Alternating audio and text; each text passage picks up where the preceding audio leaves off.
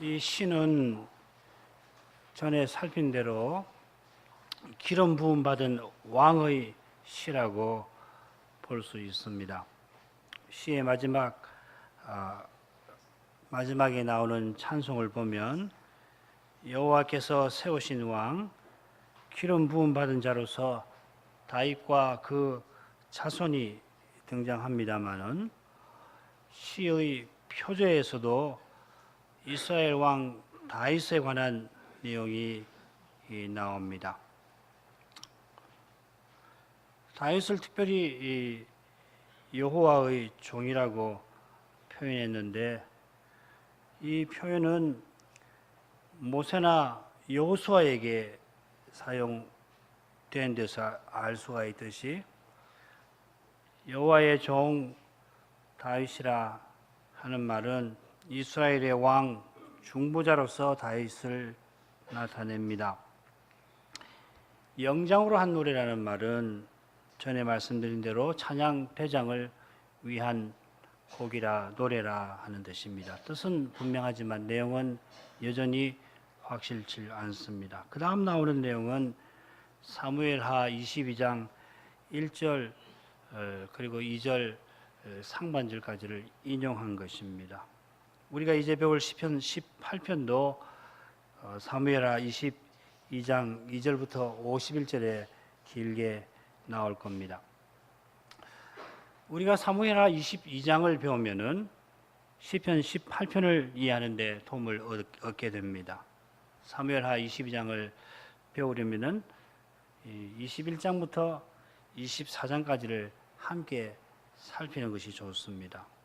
아마 이 줄거리 기억하실 텐데 사무엘하 21장 1절부터 14절까지는 사울이 피 흘린 죄로 문제가 생겨서 그 문제를 해결하는 내용이 나옵니다. 그리고 21장 나머지 부분은 이 다윗의 용사들이 나오지요.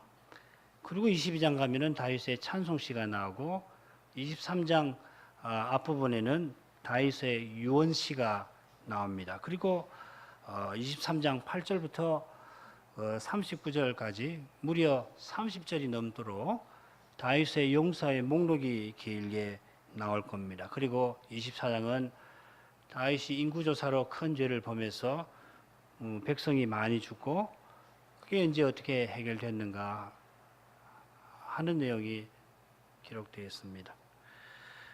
이 줄거리의 처음과 마지막에 등장하는 이스라엘 왕들의 죄를 주목할 필요가 있습니다.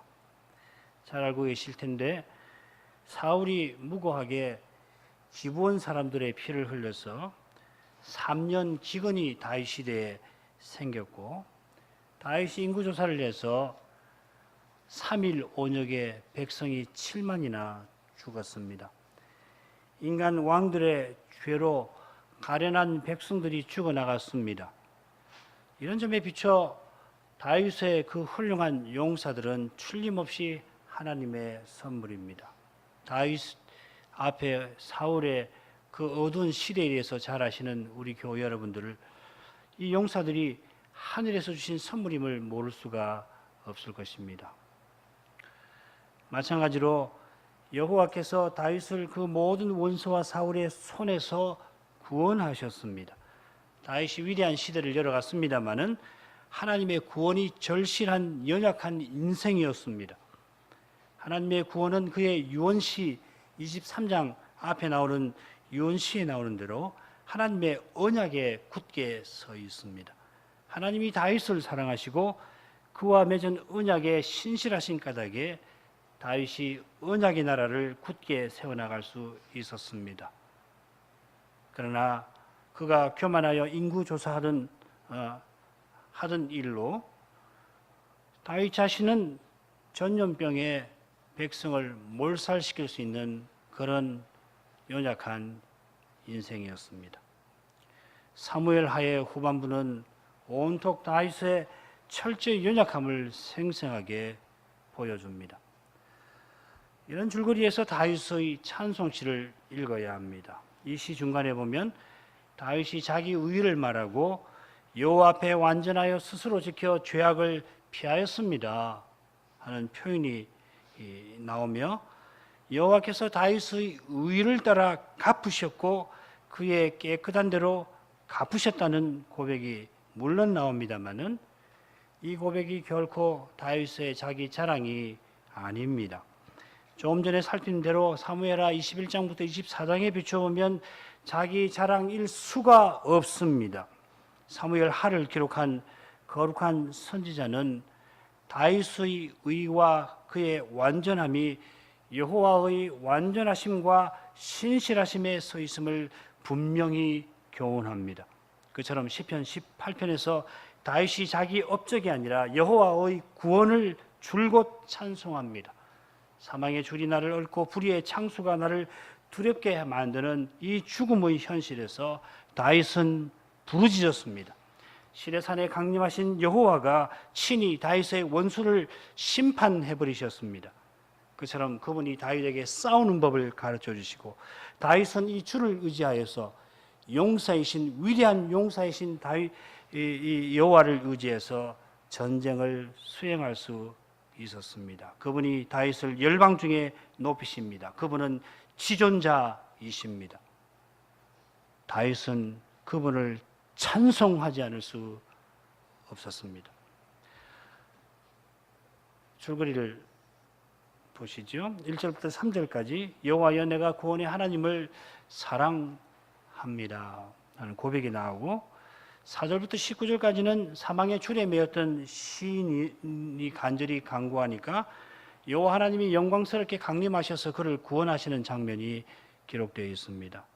20절부터 30절까지는 다윗의 의와 하나님의 신실하심에 관한 내용입니다. 29절까지 끊어도 됩니다. 이건 좀 더 생각해서 다음 주에 제가 확실하게 정하겠습니다. 31절부터 45절까지는 여호와께서 도우셔서 그 종이 완전한 승리를 거둔다 하는 내용입니다. 그리고 46절부터 50절까지는 여호와께서 베푸시는 그 은혜와 사랑을 시인이 찬송하는데 특별히 이 열방과 관계에서 열방이 자기에게 복종하게 하시는 그 일을 들어서 찬송합니다. 이 시는 찬송에서 시작해서 찬송으로 끝납니다. 시인은 자기의 힘되신 하나님을 사랑합니다. 사랑하리이다 고백하면서 자기의 구원이신 하나님을 찬송합니다. 시인의 찬송은 시의 끝에 이르러서 열방 중에서 드리는 것으로 이어집니다. 시인은 여호와께서 큰 구원을 베푸셨다고 고백합니다. 시의 처음과 마지막에 나오는 이 두 찬송 사이에 여호와의 구원이 두 번 길게 기록됩니다.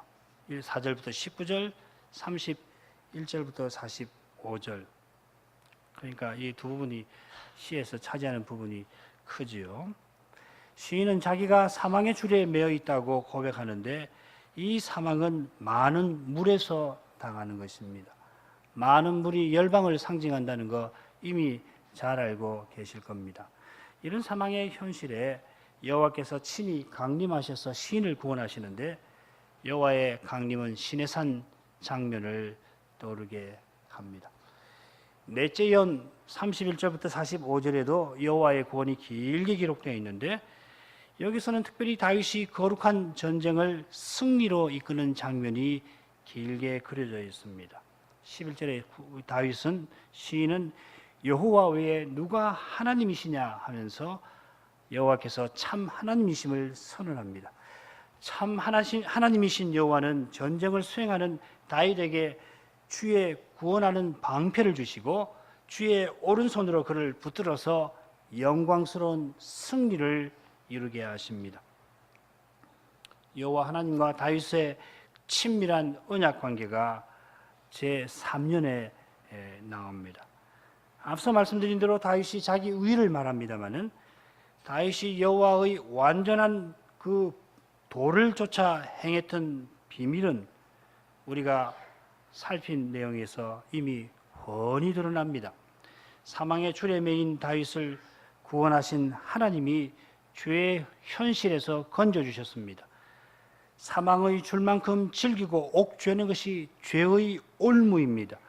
죄의 삭시 사망이니까 죄의 올무가 더 근원적입니다. 아무도 죄의 올무에서 벗어날 수 없는데 다윗이 거기서 벗어나서 말씀을 좇을 수 있었던 것은 오직 하나님의 은혜입니다. 이보다 분명한 진리, 이보다 견고한 사실이 없습니다. 모든 진리는 견고한 사실입니다. 사실이고 사실로 변할 겁니다. 자, 그러면 시편 18편으로 가겠습니다. 1절부터 3절을 읽겠습니다. 나의 힘이 되신 여호와여, 내가 주를 사랑하나이다. 여호와는 나의 반석이시요 요새시요 나를 건지시는 자시요 여호와 나의 하나님이시요 나의 피할 바이시요 나의 방패시요 나의 구원의 뿌리시요 나의 산성이시로다. 내가 찬송받으실 여호와께 아뢰리니 내 원수들에게서 구원을 얻으리로다. 이 부분은 내가 주님을 사랑합니다 하는 고백으로 시작해서 찬송받으실 여호와를 찬송하는 내용으로 길게 이어집니다. 길게 여호와를 찬송하는 시인은 찬송받으실, 찬송받아 마땅하신 여호와께 기도할 일을 언급하고 있습니다. 이 기도의 내용이 둘째 연에서 자세히 펼쳐질 것입니다. 사실 1절은 그가 가로되 하는 표현으로 시작됩니다. 우리말에는 그거 없으니까 그게 표제로 가 있지요. 한글 개역이나 다른 많은 성경은 이 표현을 표제에 묶어 놓았습니다만은 히브리어 성경은 표제도 절수가 붙어 있습니다. 그래서 우리말 1절은 히브리어 성경으로는 2절입니다. 표제도 성경 본문으로 본 겁니다. 그런 까닭에 시편을 읽을 때 표제를 읽는 것이 좋습니다. 게다가 시편 18편의 표제는 사무엘 하 22장 1절부터 2절 상반절에 그대로 나옵니다. 우리가 오늘 그랬듯이 표제의 내용을 잘 살펴서 시편의 교훈을 생각하는 것이 마땅합니다. 어떤 책도, 성경책도 인터넷에 보면은 시편 한글 개혁이 있는데 표제를 다 빼놓은 걸 봤거든요. 표제를 넣어야 그게 옳습니다. 시인은 내가 주님을 사랑하나이다 하고 시를 시작하는데 사실은 내가 주님을 사랑하리이다 합니다. 이것은 시의 마지막 나오는 찬송과도 잘 어울립니다. 여호와의 이름으로 내가 열방 중에 주께 감사하며 주의 이름을 찬송하리이다. 49절 사랑하리이다 한 것은 이거 당연한 말씀입니다만은 지금 사랑하는 심정이 이어지기를 바라는 것이죠. 이 심정은 하나님의 사랑을 맛본 데서 나옵니다. 우리는 이어지는 시의 많은 내용에서 하나님이 다윗을 얼마나 사랑하셨는지를 확인할 겁니다만은 다윗의 언약이 기록된 거기 보면은 다윗의 고백에서 잘 알 수도 있겠습니다. 사무엘하 7장 18절 19절입니다. 다윗 왕이 여호와 앞에 들어가 앉아서 가로되 앞에서 하나님이 이 다윗 언약을 알려주십니다. 그 다음에 다윗이 여호와 앞에 들어가 앉아서 가로되 주 여호와여 나는 누구이며 내 집은 무엇이간데 나로 이에 이르게 하셨나이까.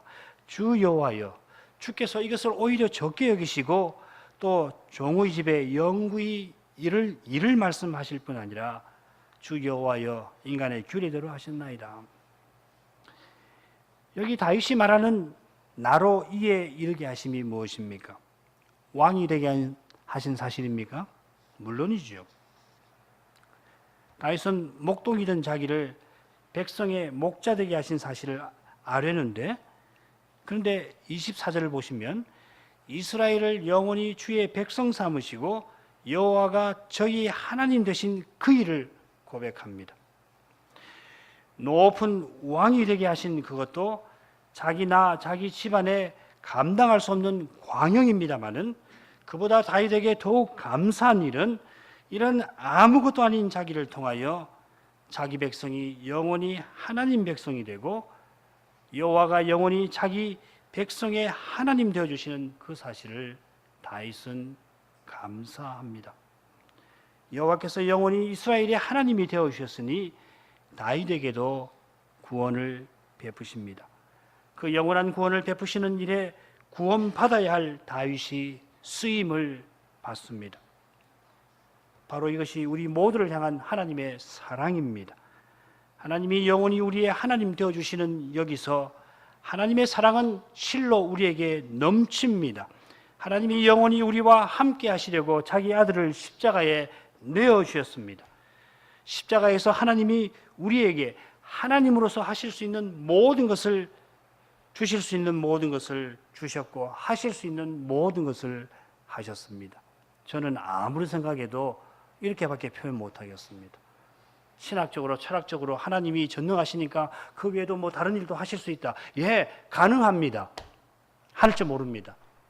그러나 십자가에서 하나님은 하나님으로서 하실 수 있는 모든 일을 하셨고 하나님으로서 주실 수 있는 모든 것을 우리에게 주셨습니다. 저는 이렇게 고백합니다. 먼지 같은 나를 위하여 하나님이 사람 되셨습니다. 심지어 나 같은 죄인을 위하여 사람 되신 하나님이 십자가를 지셨습니다. 우리가 이 하나님께 뭘 더 바랄 수 있습니까? 게다가 우리가 하나님에게 뭘 바랄 자격이라도 있습니까? 우리가 죄 없는 상태에 있다 할지라도 하나님을 향하여 아무런 자격을 말할 수 없는데 선하신 창조주를 배반한 인생이 거룩하신 그분 앞에 무슨 자격을 말할 수 있습니까? 그런데도 하나님이 하나님으로서 주실 수 있는 모든 것을 우리에게 죄인에게 주셨습니다. 그 사랑은 그리스도께서 우리 없이 나 없이 계시지 않으려 하시는 사실에서 계속됩니다. 하나님이 피조물 안에 영원히 계시는 데서 하나님이신 성신이 피조물인 나에게 영원히 계시는 데서 실증되고 있습니다. 다윗처럼 우리는 내가 주를 사랑하리이다 하지 않을 수 없습니다. 둔감하기 짝이 없는 우리입니다만은 사랑을 그렇게 말하고 애타하지만은 사랑이 뭔지를 모르는 이런 우리이지만은 하나님의 변함없는 사랑이 돌 같은 우리 마음에서 이런 고백을 이끌어 내실 것입니다. 믿을 수 없는 우리가 믿을 수 없는 일을 믿지 않을 수 없게 하시듯이 사랑을 모르던 우리가 하나님을 향한 사랑을 고백하도록 만드실 것입니다. 오직 사랑이 사랑을 낳습니다. 사랑이 사랑을 낳는 거예요. 이런 사랑이 우리의 배우자나 자녀나 형제나 이웃에게 나아가 원수에게 우리의 원수에게 드러나야 할 것입니다. 바로 이것이 하나님이 사랑받을 수 없는 우리를 먼저 사랑하신 이유입니다. 하나님을 사랑하리이다 고백하는 시인은 이어서 9가지로 자기를 향한 하나님의 사랑을 이야기합니다. 우리말 성경은 나의 힘이 되신 여호와여 이렇게 시작됩니다마는 이 표현은 1절 마지막에 나옵니다. 히브리어는 우리말처럼 조사가 없어서 은는이가라든지 이는 이다 이런 거 조사가 없어서 2절 처음에 나오는 여호와는 나의 반석이시오 하고 똑같은 형식으로 되어 있습니다. 제가 히브리어를 그대로 번역을 해놓은 겁니다. 내가 주를 사랑하리이다. 여호와 나의 힘, 여호와 나의 반석, 나의 요새 나를 건지시는 자 나의 하나님, 나의 피할 바위, 나의 방패, 나의 구원의 뿔, 나의 산성. 이렇게 보면 나의 힘으로부터 나의 산성까지 모두 9개의 표현이 이어지는데 그 중간에 5번째 중간에 나의 하나님이 나옵니다. 엘리라는 말입니다. 이 아시는 말이죠. 엘리 엘리 라마 사박다니. 나의 하나님 어찌하여 나를 버리셨나이까. 그 엘리입니다. 이 표현이 십자가에 달리신 주님이 외치신 유명한 시편 22편 1절에 2번 나오는데 시편이나 다른 시에만 나의 하나님이 나옵니다. 구약에서 나의 하나님이라는 표현은 당신의 하나님이라는 표현과 마찬가지로 아무나 쓰지를 않습니다. 나의 하나님은 중보직을 맡은 사람이 하나님을 부르는 경우에 사용되는 대개는 그런 표현인데, 지금 다윗이 백성을 대표해서 언약의 하나님을 부릅니다. 이 표현 앞뒤로 4개의 표현이 나오는데 네 선 각각 하나 단위를 이루는 것 같이 보입니다. 나의 힘, 나의 반석 요새, 반석과 요새는 비슷하지요. 그리고 나를 건지시는 자. 이번에는 반석과 요새와 비슷한 것이 먼저 나옵니다. 나의 피할 바위, 나의 방패, 나의 구원의 뿔, 그리고 나의 산성. 반석과 요새는 피할 바위와 산성으로 연결이 되고, 힘과 건지시는 자는 방패, 구원의 뿔과 서로 연결됩니다. 아마 이 표현들에 담긴 상징적 의미를 자세히 연구하면 이 시를 이해하는 데 큰 도움을 얻게 되실 겁니다. 예를 들어서 반석, 요새, 피할 바위, 산성은 다윗의 생애에 등장하는 중요한 표현들입니다. 낱말들입니다. 방패, 건지시는 자, 구원이라는 표현은 시의 후반부에 나옵니다. 48절, 35절, 또 방패는 여러 군데 나오지요. 요컨대 이 8가지 표현들은 나의 하나님의 도우심과 그분의 구원을 나타낸다, 이렇게 말씀을 드리겠습니다. 다음에 혹시 시간이 더 있으면은 자세한 내용을 공부를 하도록 하고, 이런 요지만 이번에 말씀드립니다. 시인의 도움과 구원이 되시는 나의 하나님은 찬송받으실 여호와이십니다. 찬송받으실 여호와께 내가 아뢰 것이라 해도 좋습니다마는 나 이렇게 외치리라, 찬송받으실 여호와여, 이렇게 번역해도 좋습니다. 다윗은 하나님을 찬송하려 합니다. 찬송하기를 바랍니다. 여호와의 도움과 구원을 맛본 사람은 내가 무엇을 하리라 장담하지를 못합니다. 할 수 없습니다. 그처럼 내가 여호와께 드릴 것이라고는 찬송밖에 없음을 잘 압니다. 찬송은 하나님을 전부로 고백하는 마음에서 나옵니다. 찬송하지 않을 수 없어서 찬송합니다.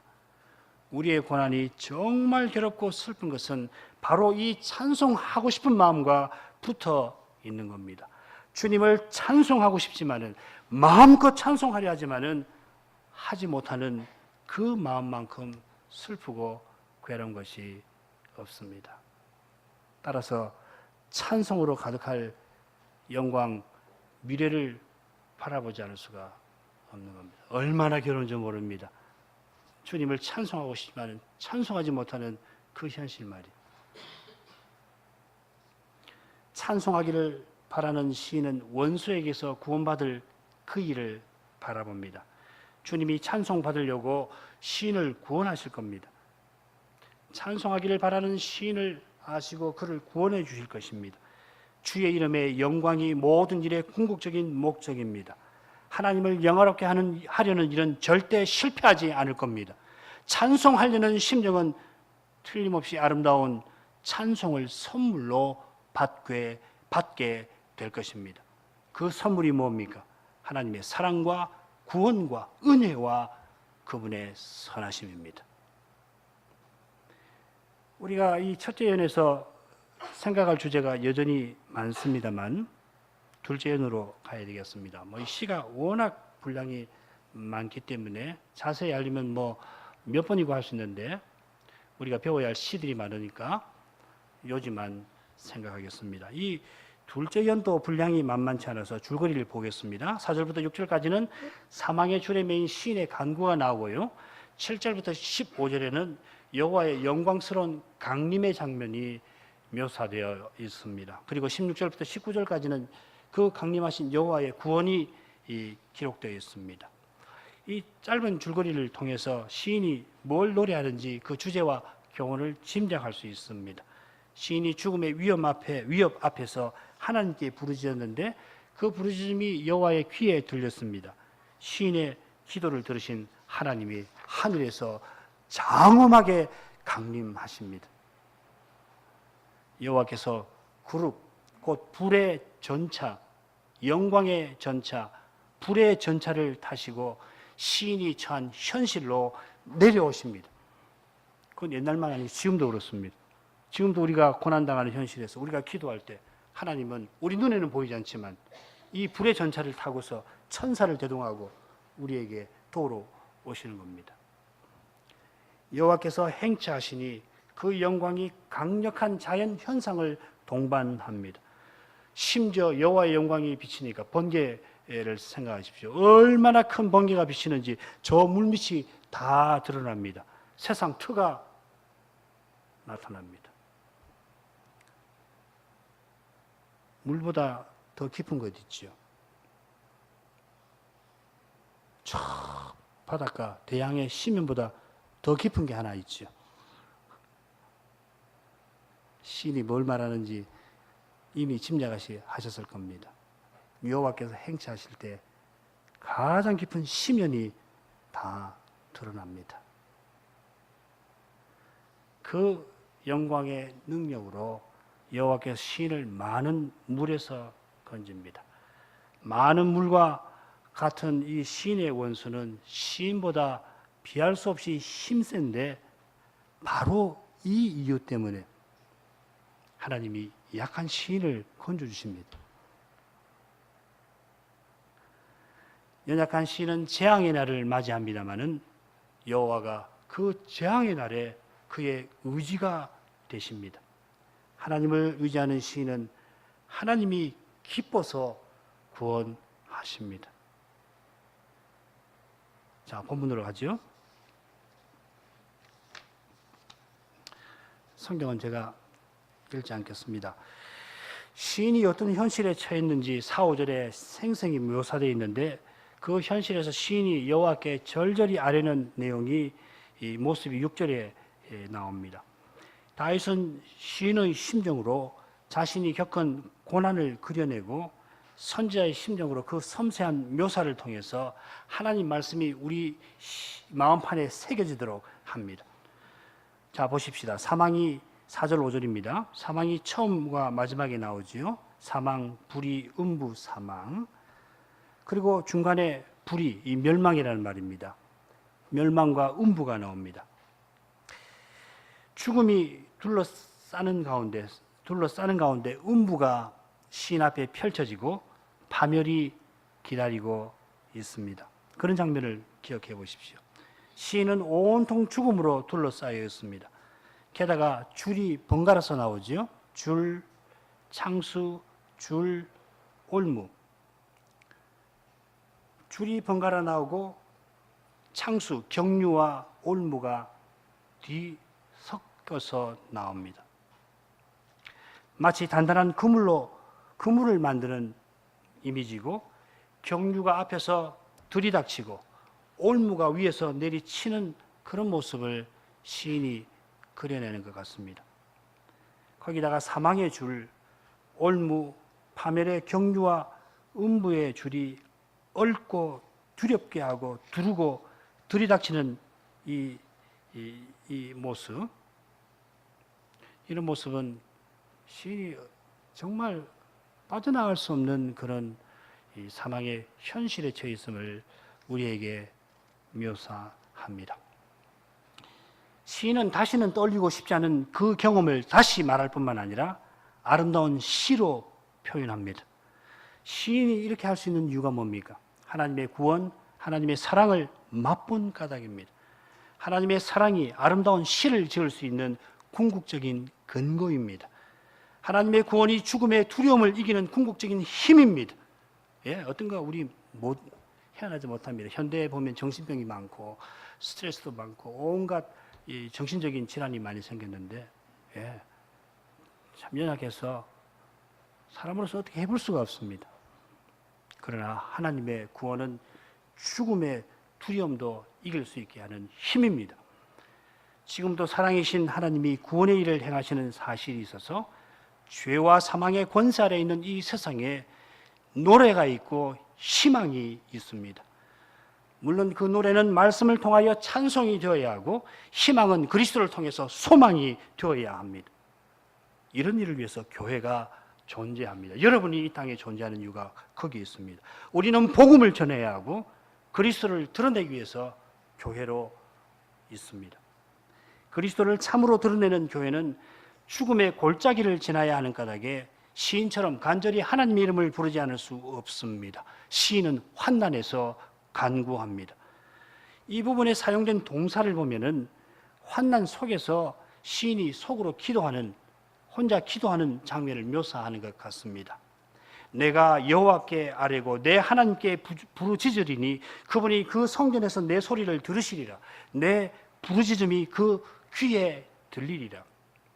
7절 이하의 내용이 주의 강림, 기도를 들으신 여호와의 강림과 구원에 관한 내용이니까 한글 개역처럼 6절을 번역해도 상관없습니다. 제가 읽기는 그렇습니다. 제가 히브리어를 볼 때는 이렇게 읽힙니다. 어떻게 번역하든지 시인의 기도가 실로 놀라운 겁니다. 시인이 처한 현실은 그것이 부르짖는 것일지라도 기도할 여유를 주지 않는 그런 현실입니다. 아까 제가 설명해 드린 대로 우리의 현실이 기도하게 만드는 것이 아닙니다. 어려우니까 기도한다. 예, 맞습니다. 그러나 어려운 현실이 우리를 기도하게 만드는 건 아닙니다. 우리는 언제나 기도해야 할 존재입니다. 하나님이 절실합니다. 형통한 때에도 하나님이 여전히 절실합니다. 적어도 어려울 때만큼 절실합니다. 참으로 어려운 때에 하나님은 가장 절실하고 오직 절실하십니다. 하나님만 필요합니다. 그런데도 하나님이 절실한 형편에서 기도할 힘이 우리에게 생기는 건 아닙니다. 죽음에 둘러싸여 있는 시인이 하나님의 이름을 부르는 것은 우리더러 기도할 수 있게 하신 하나님이 함께 그 환난 중에 계시기 때문입니다. 하나님의 구원을 바라는 심정에서 구원의 하나님을 부르는 기도가 나오는데 소망은 우리 바깥에서 주어집니다. 그런 까닭에 시인이 부르짖을 뿐만 아니라 하나님의 들으심을 확신합니다. 당장에 죽게 생긴 시인이 하나님이 자기 기도 들으실 것을 확신합니다. 죽음의 위협 앞에서 벌거벗은 듯이 설 때에 소망하는, 바라는 저 하늘은 까마득히 멀게 느껴지는데 시인의 마음에 자기의 부르짖음이 하나님의 귀에 들리리라는 확신이 생깁니다. 그 확신은 하나님이 날마다 우리 머리카락을 헤아리시는 그 사랑에서 주시는 선물입니다. 다윗이 죽음의 현실에 처해서 생긴 것 아니고 다윗이 언약을 지키려다가 그런 현실에 처해서 그래서 생기는 것도 아닙니다. 확신은 노력이나 자격으로 획득되는 것이 아니라 하나님의 은혜와 사랑에 속하는 선물입니다. 주어지는 것입니다. 겸손히 하나님의 은혜와 사랑을 늘 의지하는 사람에게 약속된 선물입니다. 이 선물이 주어지기 전까지는 환난 중에서 죽음의 고통을 겪어야 합니다. 언제입니까? 언제까지 이렇게 당해야 합니까? 입에서 탄식이, 신음이 쏟아져 나옵니다마는 그러나 하나님은 그 사랑에 이끌려서 우리에게 가장 신속하게 이 확신이라는 선물을 약속대로 주십니다. 말씀을 들으셔야 합니다. 말씀을 들어야만 붙을 수가 있습니다. 이제 여호와의 강림에 관해서 살펴야 하는데 길어서 줄거리를 간단히 보십시다. 7절, 8절은 땅과 산의 터가 요동하고 그 이유가 하나님이 진노하신 가닥이라 되어 있습니다. 그리고 9절부터 12절까지는 하늘에서부터 여호와의 영광스러운 강림, 불의 전차를 타고 내려오시는 하나님의 행차 장면이 묘사되어 있고 거기에 부흥에서 13절, 14절에서는 그 하늘에서 여호와께서 진노를 드러내시는 장면입니다. 번개, 천둥, 숫, 우박 같은 것입니다. 15절은 하나님의 진노로 물 밑이 드러나고 세상 트가 나타난다 하였습니다. 처음 부분하고 마지막 부분하고 비슷하죠. 교차적으로 되어 있습니다. 이 부분에 기록된 일들을 시간 순서대로 일어나는 것처럼 읽지 마시고 마치 위대한 그림, 명화를 보시듯이 전체로 읽는 것이 좋을지 모르겠습니다. 물론 그림도 뭐 한 번에 보는 게 아니고 그림에도 이 스토리가 있습니다만은 그 그림을 보듯이 그렇게 보시는 게 좋을지 모르겠습니다. 하늘로부터 여호와께서 구름을 타시고 강림하시는데 그때 하늘에서 천둥과 번개가 치고 우박과 숯불이 내립니다. 그로 인해서 땅이 진동하고 산의 터마저 요동하고 물밑이 그 캄캄한 물밑이 훤히 드러나고 세상 터가 숨기지 못합니다. 이는 거룩하신 여호와께서 땅을 심판하시는 광경입니다. 땅에서 시인이 하나님께 부르짖었는데 하늘 성전에서 하나님은 시인의 형편을 살피시고 시인을 죽이려고 하는 원수들을 심판하십니다. 이런 줄거리 위에서 이제 시간이 얼마 안 되니까 간단하게 내용을 살피겠습니다. 7절, 8절 먼저 보십시다. 땅이 진동하고 산의 터도 요동하였다 했는데 원문은 조금 더 복잡하고 그러나 훨씬 재미있습니다. 그러자 진동하고 요동하였네. 땅이 또한 산들의 터가 흔들리고 진동하였네. 전형적인 교차법적인 표현이죠. 산들의 터는 신명기 32장 22절에 땅과 더불어 나오는데 거기에 뭐가 또 나오냐면 음부가 함께 나옵니다. 그런 점에서 땅과 산의 터가 요동하는 사실은 땅에서 시인이 죽음의 위협을 받고 있는 현실이 계속 될 수가 없다 하는 것을 암시합니다. 마찬가지로 산이나 산의 터나 땅은 하늘 아래서 가장 견고한 것일 텐데 시인 앞에 있는 고난의 현실이 그처럼 턱하니 절대로 변할 수 없을 것처럼 버티고 있습니다마는 도무지 이 고난의 현실이 바뀔 것 같지 않습니다마는 그러나 하나님의 진노에 그 견고한 터가 흔들려서 무너져 버립니다. 그 코에서 나오는 연기, 입에서 나오는 불에 핀 수치 모두 하나님의 진노를 가리키는 상징들입니다. 믿음으로 고난받는 현실이 영원히 이어질 것 같아서 여호와여 언제까지입니까? 언제까지 이렇게 있어야 합니까? 하는 탄식이 우리 입에서 나옵니다마는 하나님은 이미 그 탄식을 들으셨고 탄식 들으신 하나님은 이미 고난의 현실을 다 살피셨습니다. 남은 것은 그분이 원하시는 때에 원하시는 그 일을 이루시는 것뿐입니다. 그분이 나타나시면 바위 같은 그 고난의 현실이 부서지고 무너져 버립니다. 단번에. 그 일을 이루시는 장면이 두 번째 작은 부분에 9절부터 12절에 생생하게 나옵니다.